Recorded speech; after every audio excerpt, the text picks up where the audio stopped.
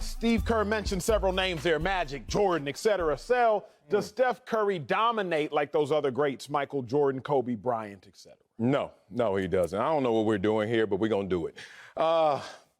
Let's just take Michael Jordan, for example, okay? Obviously the gold standard when you talk about success in the finals, no Game 7, 6 finals MVPs, etc.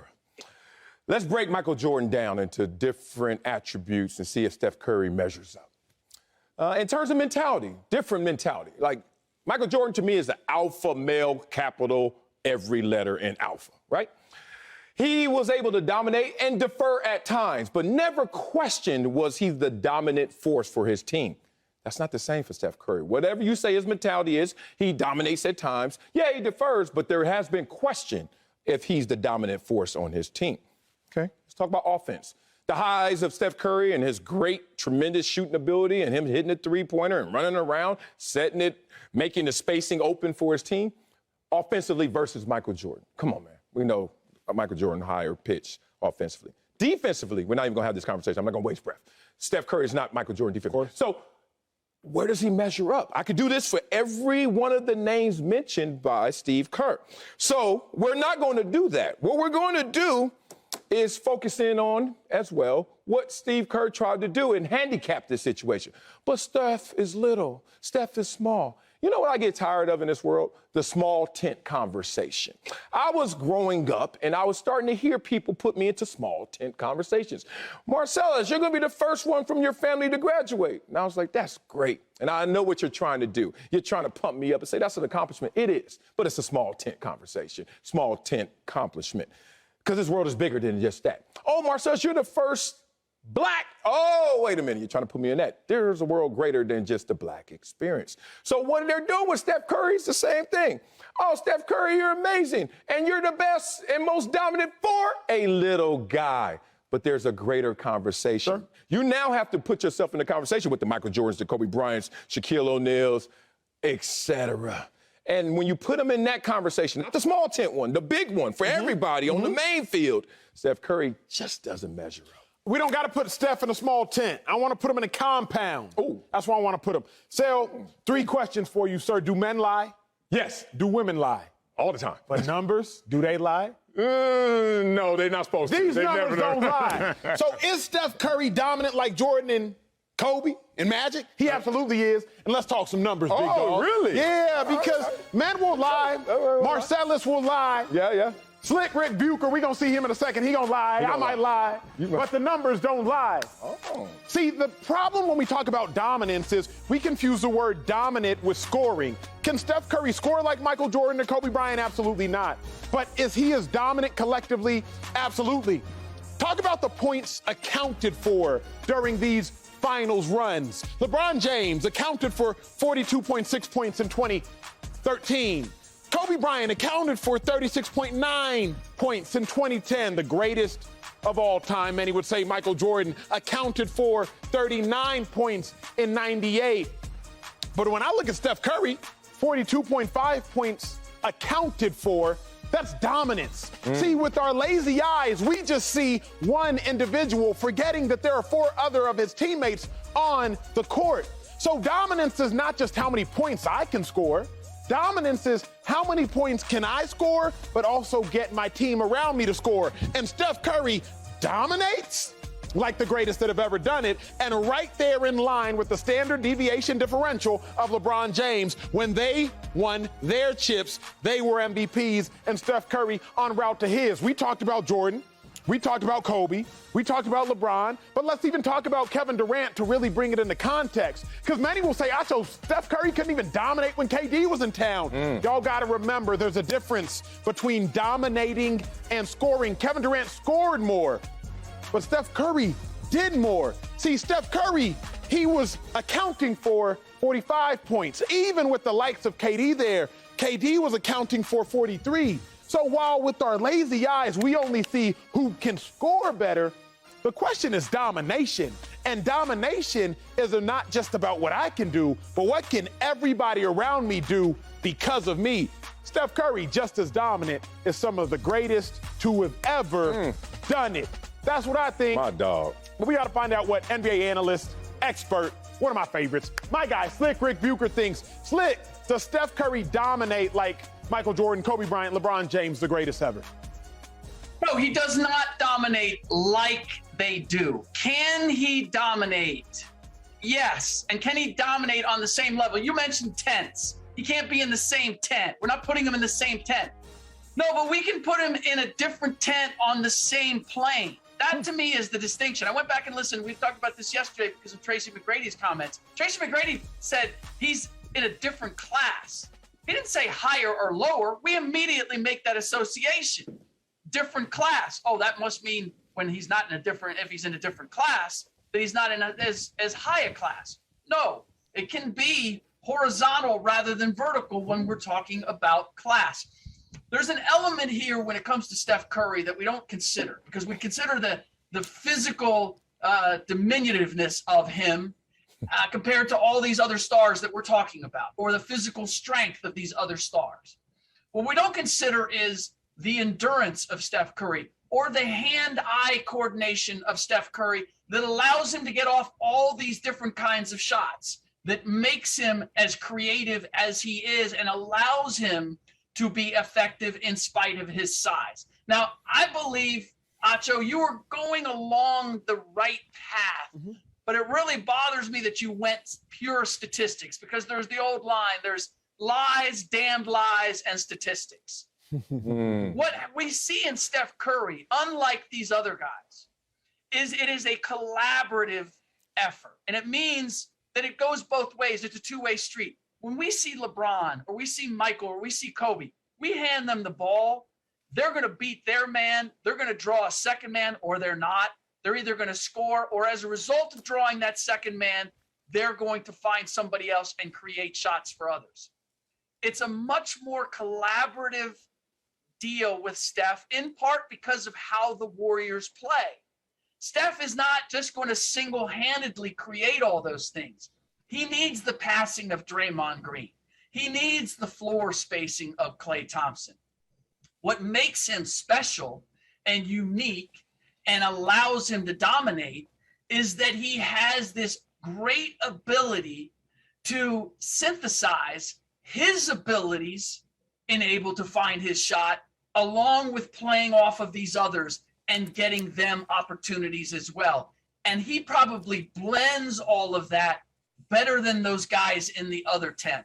That's his super strength. And I can't help but think about when we talk about the Avengers, or we talk about superheroes, they all don't have the same type of powers.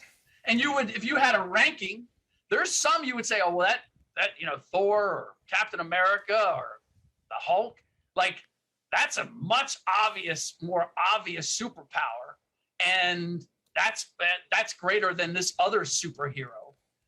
But it doesn't mean that Steph Curry doesn't belong in the superhero category. It's simply that his superpowers are unique, and perhaps more unique than any of the other superpowers that we've seen. Yeah, I hear you, Slick. I hear you, Slick. We are talking very complex about Steph Curry. And my grandma always told me the truth is simple and lies are complex. I don't think you're lying right now, but I just understand, you need to understand that it's not that simple, because everything about Steph Curry being dominant is not being truthful. Okay, let's talk about this. Let's talk defensively first. Let's just get him out this conversation fast, because Acho educated us, and I love it. He went up there and actually made me think twice about my points. And he went up there and talked about points accounted for, which put Steph Curry in a completely different conversation. But if Acho was able to flip that big board around and see the other side, what about points given up? What about, when we need Klay Thompson to play defense for you, Steph, so therefore, Klay, you may suffer offensively so that Steph can get his? Or what about the times where Iggy had to take that role, and that's why Iggy won the Finals MVP, etc.? That's one layer to get Steph Curry out of this same level, vertically, of dominant conversation. Here's another one. When you lost KD, how did things go? Until now, it didn't go so well. When you lost Klay Thompson, how did things go? Well, until in the now, finals. they're back here right now. That's the beauty. You're making my point. He's had so many different cores. Draymond Green, when he got knocked out, ejected for one game, they lost that series. When Draymond was hurt this year, they lost their way. So what I'm trying to say is, if you want to use your superhero analogy, he's like a Batman. Like, Batman has some superpowers. Whatever's on that belt, something's powerful, right? But then if you talk to these nerds out here about superpowers and the levels, they don't like Batman like I like Batman. Just like Steph Curry doesn't belong on that same level as the top players in our game. My last point is this. Steph Curry has been questioned time and time again if he's the dominant force for his team. And if that's been at one time KD, and then at one time the collection of Clay and Draymond with Steph, then that is another thing that differentiates him from everyone else we're talking about. Because everyone else on here was unquestionably the leader of their team when they needed them most, even in clutch moments when they would defer. God. I'm sorry. Slick. I'm sorry. My only grief with you and Marcellus Wiley is that you all, at least better than the rest of the world, but still, unfortunately, you all have too much of the lazy narrative in your speech, Slick and Sel, because you all only see the loud, bravado, front-facing individual, and that is where too much of your analysis stops. Kobe Bryant, Michael Jordan, LeBron James. Clearly, they were the dudes on their team, obviously. But we can't act, Sel, like Jordan didn't have a Scottie Pippen or a Dennis Rodman to also play some defense. We can't act like that. Right. We can't act like we weren't calling LeBron James the Steph Curry stopper.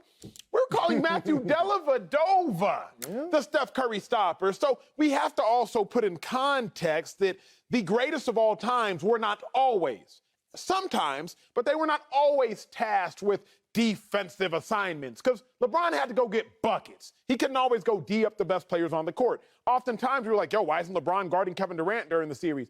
LeBron needs some energy. So with that being said, I don't like that point, but I'm going to say my little superhero point, Slick Rick, and then I'm gone. Uh-oh. Who you going to make up? Slick, if you were going to name, I don't know, one of the most important X-Men, you might go Wolverine, might go Storm, might go Cyclops, might go one of them cats. But really, Slick, when I think of it, I think of who Steph Curry is most nearly and dearly is Professor X, Slick, because, well, ain't nobody gonna give Professor X no credit.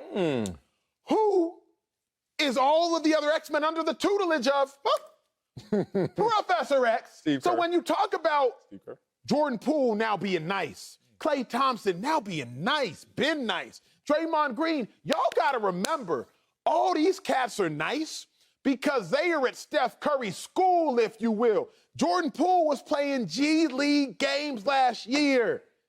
And this year, 30 points multiple times in the playoffs in his first playoff run because he's under the tutelage of Professor X. Oh, I mean Steph Curry. But would nobody name Professor X as one of the greatest X-Men because he's not front-facing. Slick and Marcellus Wiley, I just hope that y'all can differentiate the difference between the greatest and the loudest. Steph Curry is not the loudest, but Steph Curry will always and forever be one of the greatest.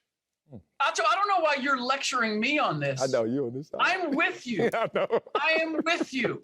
I believe that Steph Curry's ability to bring everybody together is one of his superpowers.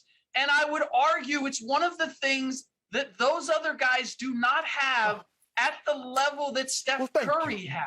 I apologize, That Steph Slick. Curry's ability to use every tool on that Batman belt. Yeah, Like you could put the Batman belt on Jordan or Kobe or LeBron, and they couldn't use all of them. They might use a few.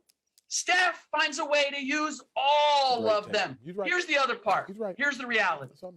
Steph is a really good guy. And you love a guy who brings that spirit to a game.